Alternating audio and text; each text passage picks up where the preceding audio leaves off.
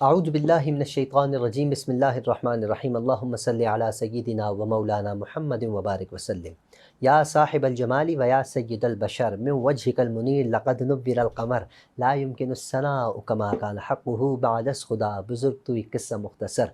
محترم ناظرین السلام علیکم ورحمۃ اللہ وبرکاتہ، میں ہوں آپ کا میزبان حافظ حامد رضا اور آپ دیکھ رہے ہیں پروگرام نور ہدایت۔ ناظرین جیسا کہ آپ جانتے ہیں نور ہدایت میں ہم آپ کی ملاقات علماء اکرام سے کرواتے ہیں، جن سے ہم کرتے ہیں سوالات اور جاننے کی کوشش کرتے ہیں جوابات اور اسلام کے حوالے سے معلومات۔ ناظرین یقیناً آپ سب کی محبتیں ہیں، اس محبت کی بدولت میں یہاں پروگرام کر پاتا ہوں اور بہت سے لوگ تعریف کرتے ہیں۔ تعریف میری نہیں، تعریف ہمارے پروگرام کی کرتے ہیں۔ کیوں تعریف کیوں نہ کریں؟ کیونکہ ہم قرآن کی بات کرتے ہیں، ہم اللہ رب العزت کے فرمان کی بات کرتے ہیں، سرکار دو عالم صلی اللہ علیہ وآلہ وسلم کے فرامین کی بات کرتے ہیں، ارشادات کی بات کرتے ہیں اور صحابہ کرام کی بات کرتے ہیں، اہل بیت کی بات کرتے ہیں اور ان لوگوں کی بات کرتے ہیں جو اللہ پر پکا ایمان رکھتے ہیں، اللہ پر مضبوط ایمان رکھتے ہیں، جو اللہ کی وحدانیت پر ایمان رکھتے ہیں، سرکار کی رسالت پر ایمان رکھتے ہیں اور عوام الناس تک اچھے اچھے پیغام پہنچاتے ہیں۔ ہم ان کی بات کرتے ہیں جنہوں نے پوری زندگی اللہ کے لیے اور اپنے پیارے آقا سرور کائنات جناب محمد مصطفیٰ صلی اللہ علیہ وآلہ وسلم کے لیے وقف کر دی۔ ان لوگوں کی بات کرتے ہیں کہ جو انسانیت کو سمجھتے ہیں، ان لوگوں کی بات کرتے ہیں جو روحانیت پر علم رکھتے ہیں، جو روحانیت کو سمجھتے ہیں اور جو روحانیت میں رہتے ہوئے اللہ کی عبادت بھی کرتے ہیں اور عوام الناس تک فیض پہنچاتے ہیں۔ یقیناً اسی وجہ سے پروگرام کا نام بھی نور ہدایت ہے۔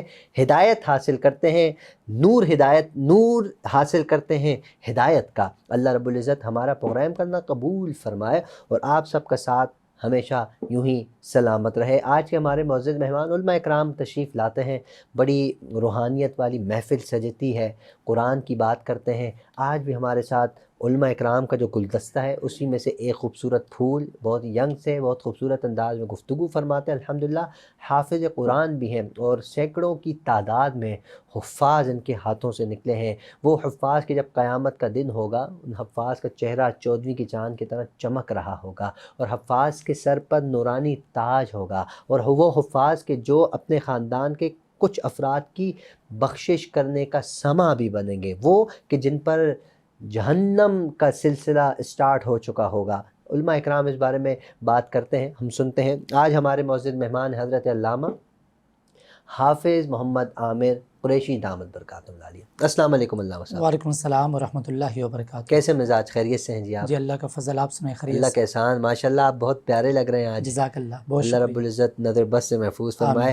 آپ ماشاءاللہ بہت خوبصورت انداز میں گفتگو فرماتے ہیں، بہت کم تشریف لاتے ہیں۔ آپ سے گزارش ہے، آن ایئر ریکویسٹ کروں تشریف لے آیا کریں حضرت۔ یقیناً ہم سب جانتے ہیں کہ آپ شعبہ تدریس سے بھی آپ کا تعلق ہے، بچوں کو آپ حفاظ بناتے ہیں۔ اچھا ذرا آج پہلے یہ بتائیے گا کہ آپ کون سے ادارے میں ماشاءاللہ سے ٹیچنگ کے فرائض سر انجام دے رہے ہیں اور آپ کے ارد گرد بچے کیا کر رہے ہیں، قرآن سیکھ رہے ہیں، حفظ کر رہے ہیں، ذرا تھوڑا ارشاد فرمائے گا۔ اعوذ باللہ من الشیطان الرجیم، بسم اللہ الرحمن الرحیم، الحمدللہ رب العالمین والصلاة والسلام علی اشرف الانبیاء والمرسلین وعلی آلہ واصحابہ اجمعین۔ اللہ کی حمد و ثنا اور محمد مصطفیٰ صلی اللہ علیہ وآلہ وسلم پر درود و سلام پیش کرنے کے بعد اللہ کا لاکھ لاکھ احسان ہے جس نے مجھ بندے نچیز پر یہ کرم کیا کہ ایک بار پھر مجھے ذریعہ بنایا تاکہ میں لوگوں کو کچھ دین کے بارے میں معلومات مہیا کر سکوں، بتا سکوں۔ بے شک۔ تو آپ نے جو مجھ سے سوال کیا، یقیناً ہمارا تعلق جو ہے وہ دینی شعبے کے ساتھ ہے۔ دین کے معاملے میں صبح و شام ہم قرآن و حدیث کی تعلیم دیتے ہیں۔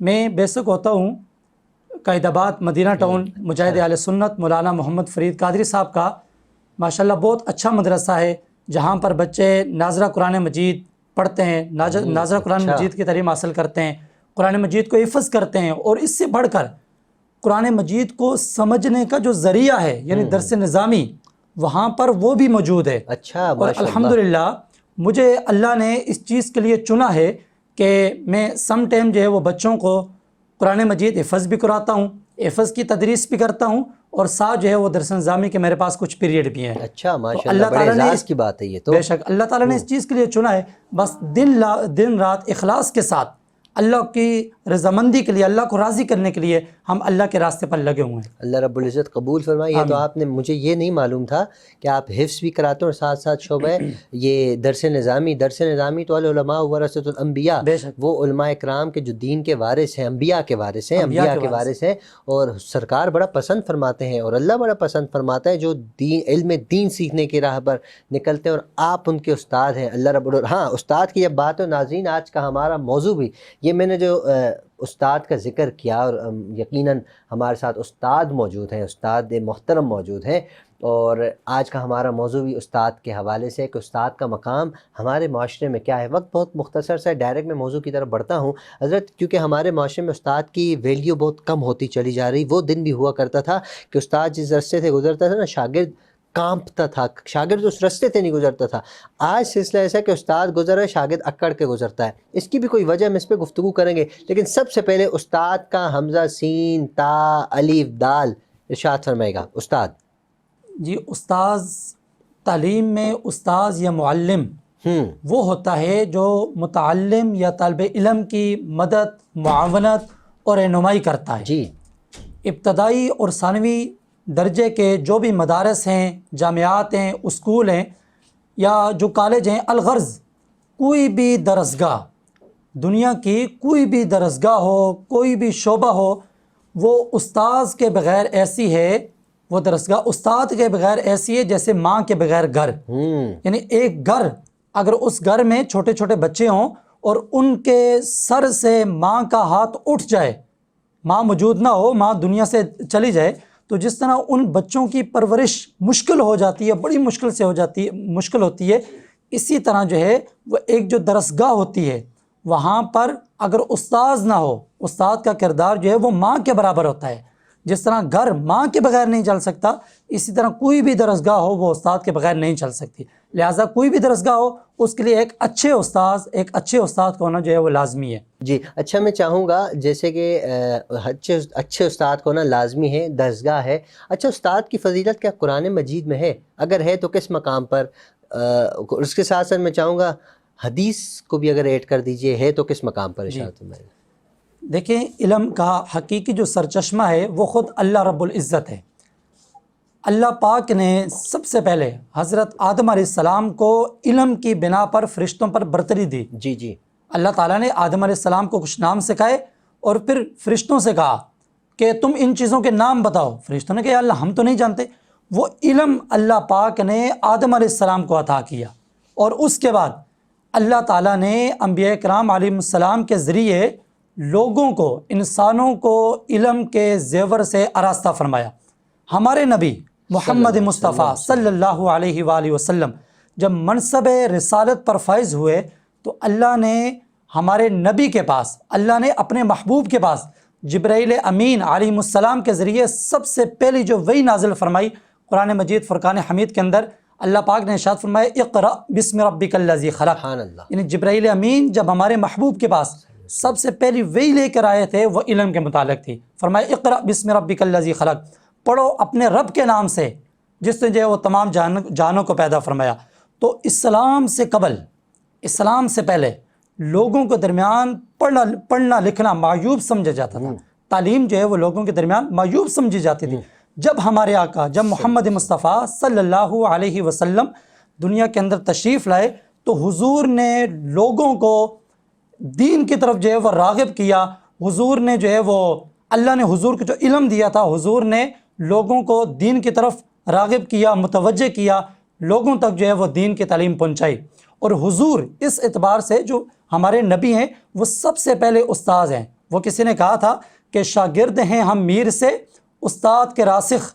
شاگرد ہیں ہم میر سے, استاد کے راسخ. استادوں کا استاد ہے استاد ہمارا. یعنی حضور جو ہے وہ سب سے پہلے استاد ہے. اب حضور سے صحابہ کرام نے علم حاصل کیا, صحابہ سے پھر باقی صحابہ نے حاصل کیا, پھر آگے یہ سلسلہ چلتا رہا.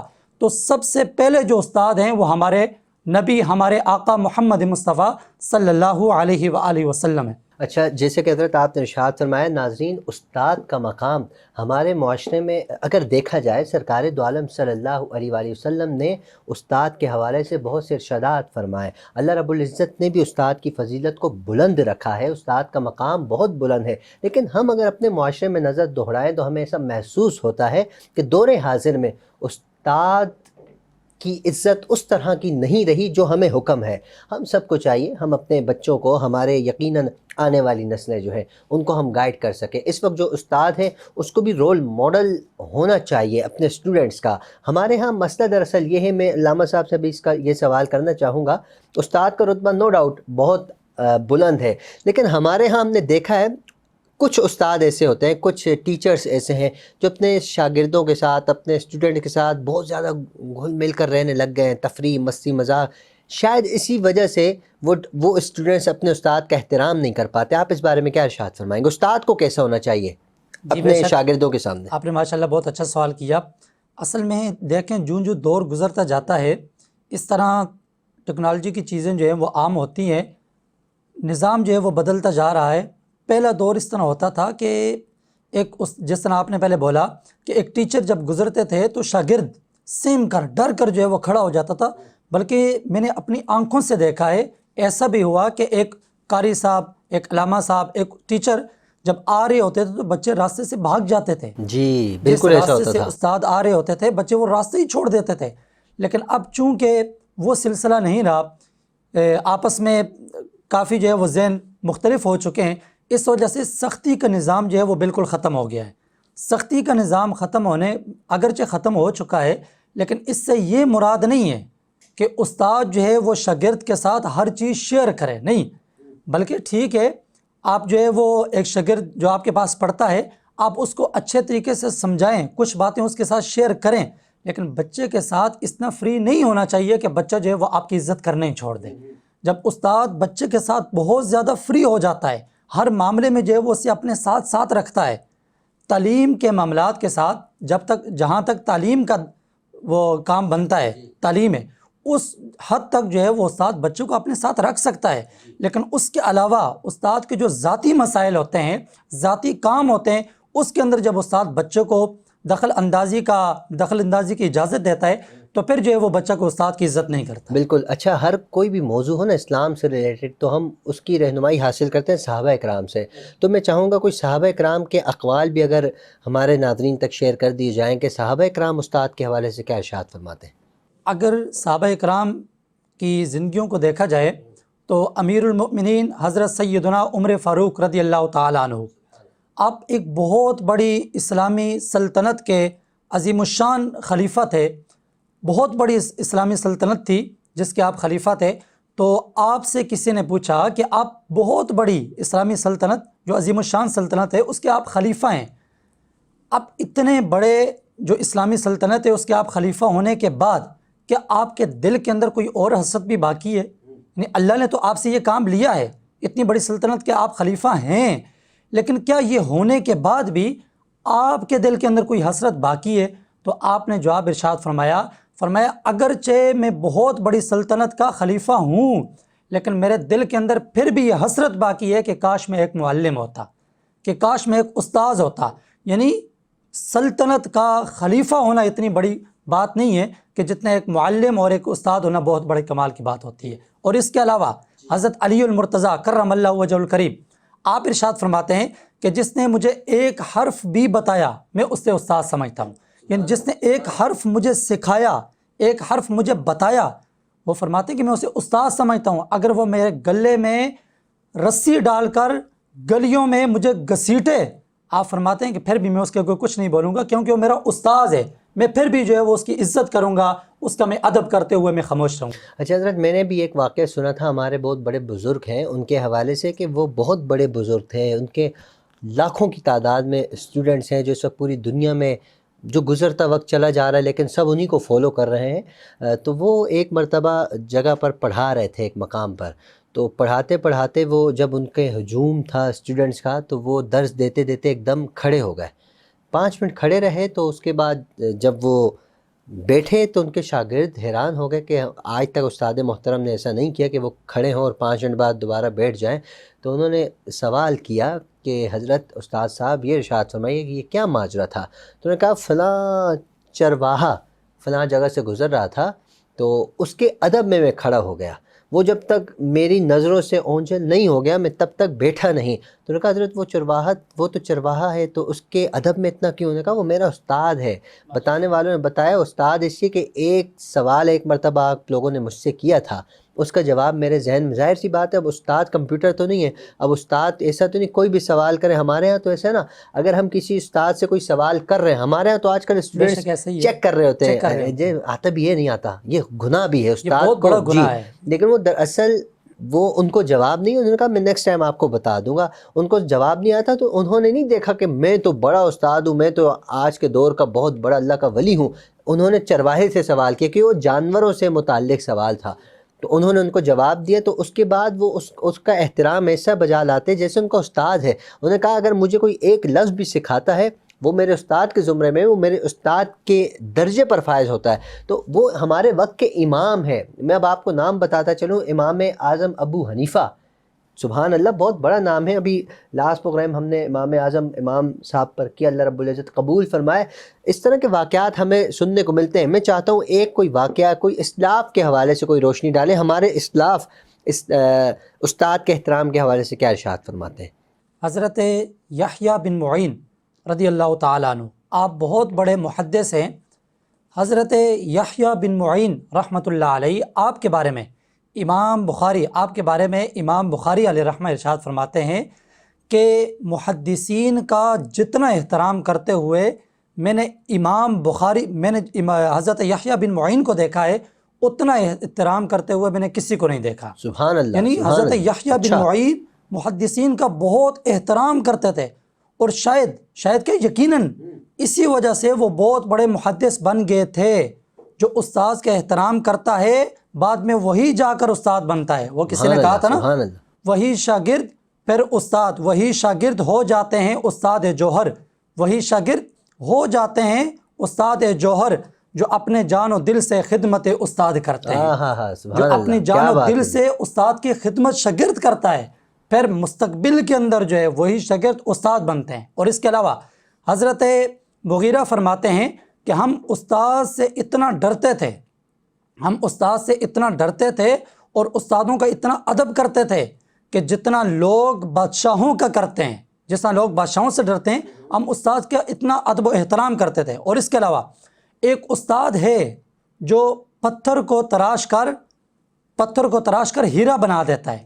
اور حضرت امام اعظم ابو حنیفہ، آپ نے ابھی بات کی، امام اعظم ابو حنیفہ آپ ارشاد فرماتے ہیں کہ جس استاد سے میں نے تعلیم حاصل کی، میں نے اپنی پوری زندگی کے اندر کبھی اس کے گھر کی طرف پاؤں نہیں کی. اللہ اکبر، یعنی اللہ اکبر. استاد کا اتنا ادب تھا، اتنا احترام تھا کہ جس سے علم حاصل کیا، پھر پوری زندگی استاد تو دور کی بات، اس استاد کے گھر کی طرف بھی کبھی آپ نے قدم نہیں کیا، چاہے آپ جاگ رہے ہوں یا آپ سو رہے ہوں. تو استادوں کا جو ادب ہے یہ ہمیں صحابہ کرام کی زندگیوں سے، اسلاف کی زندگیوں سے، قرآن سے، حدیث سے بہت زیادہ ملتا ہے. اور ہمیں بھی چاہیے ہم جو ہے وہ استادوں کی قدر کریں. جو معاشرہ استاد کی قدر کرتا ہے وہی معاشرہ جو ہے وہ کامیاب ہوتا ہے. اور جہاں پر اپنے ٹیچر کی، اپنے معلم کی عزت نہیں ہوتی، وہ معاشرہ کبھی بھی کامیاب نہیں. میں چاہوں گا یقیناً ہمارا پروگرام بہت سے اسٹوڈنٹس بھی دیکھ رہے ہوں گے، ان کو کوئی آپ کیا درس دینا چاہیں گے استاد کے احترام کے؟ کیونکہ علماء اکرام تو دیتے رہتے درس، لیکن ہم اپنا بھی حق ادا کریں اپنے پلیٹ فارم کے ذریعے. استاد کے ادب کے حوالے سے آپ کیا فرمائیں گے؟ جی دیکھیں، جس طرح ایک درسگاہ کے اندر ایک بچہ اپنے ٹیچر کی عزت کرتا ہے، اسی طرح اس بچے کو چاہیے کہ وہ بچہ اسکول ہو، مدرسہ ہو، کوئی بھی درسگاہ ہو، اس سے باہر جا کر اپنے استاد کی اتنی ہی عزت کرے.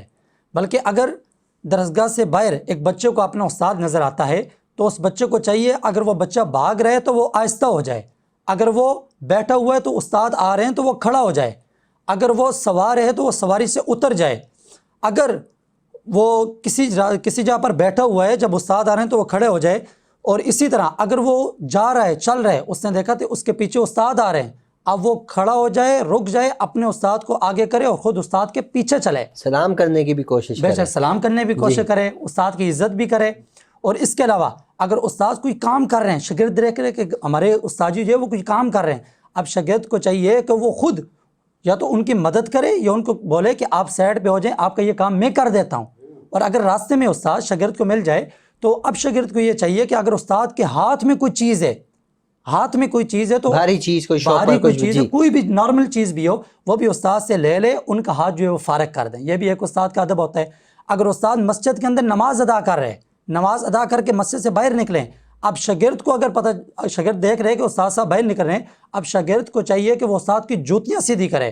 اور اس کے علاوہ جب استاد کسی بھی مشکل میں پھنس جائے تو شاگرد کو چاہیے کہ وہ اپنی استاد کی مدد کرے۔ جب وہ استاد کی مدد کرے گا، استاد کی عزت کرے گا، تو وہ استاد کی دعاؤں کی وجہ سے جو ہے وہ کامیاب ہو جائے گا۔ اور میں اپنے موضوع کا اختتام اس شعر پر کرنا چاہتا ہوں۔ نہیں، ایک منٹ، اختتام نہیں، ایک چھوٹا سا سوال ہے۔ استاد کی جوتیاں سیدھے کرنا، ہم نے ہزاروں لوگوں کو سنا ہے، یہ بولتے ہوئے سنا ہے کہ استاد کی، جو ہمارے پاس جتنے مفتی صاحبان آتے ہیں نا، وہ مفتی عبدالرؤف صاحب ہوں یا مفتی قدرت، جتنے بھی مفتی صاحبان تشریف لاتے ہیں، کوئی بھی بات وہ کہتے ہیں کہ استاد کی جوتیاں سیدھی، یہ یقیناً استاد کی جوتیاں سیدھے کرنے کا اللہ رب العزت بڑا مقام رکھتا ہے۔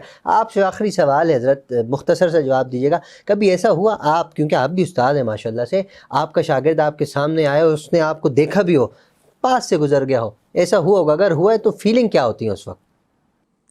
اس وقت یہی فیلنگ ہوتی ہے کہ اس بچے کو یہ کام نہیں کرنا چاہیے تھا۔ یقیناً ایک بار شاید ہوا ہو لیکن زیادہ نہیں ہوا۔ اکثر بچے اسی طرح ہیں کہ وہ اٹھا لیتے ہیں، سیدھی کر لیتے ہیں، لیکن جب وہ اگنور کرتے ہیں، چلے جاتے ہیں، تو بس دل میں یہ محسوس ہوتا ہے کہ پھر بھی ہم یہ نہیں سوچتے کہ اس نے بے ادبی کی ہے، ہم یہ کہتے ہیں چلو شاید اس کو پتہ نہ چلا ہو، بھول گیا ہو، اس وجہ سے۔ لیکن چلے اللہ تعالیٰ جو اس طرح کرتے ہیں ان کو ہدایت عطا فرمائے، ہم یہی کہہ سکتے جی، ہیں۔ اب آپ اختتام کرنا چاہ رہے تھے، پلیز۔ وہ کسی نے یہی کہا تھا کہ جو معاشرہ، جو قوم استاد کی عزت نہیں کرتی وہ کبھی بھی جو ہے وہ کامیاب نہیں ہوتی، ہمیشہ وہ نقصان میں جاتی ہے۔